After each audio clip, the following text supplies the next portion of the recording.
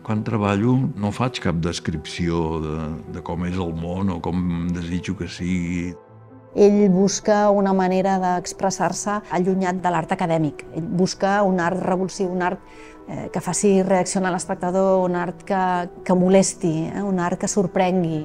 Jo crec que ell volia que l'espectador observés, mirés i en tragués les seves pròpies conclusions.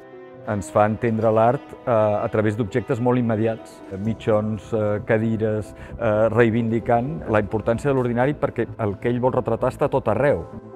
Atacar a un artista no tenia límits i de fet sí, en el Tàpies, diguem, la polèmica el va estar acompanyant hasta el final.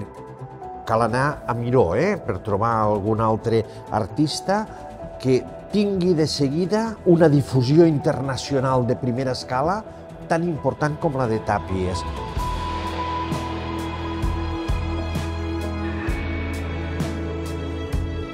Per mi triomfar seria haver convençut a la gent que les idees que jo tinc, que les imatges que jo plasmo, han colpit realment a la gent i els han provocat unes emocions i una certa transformació de la seva mentalitat.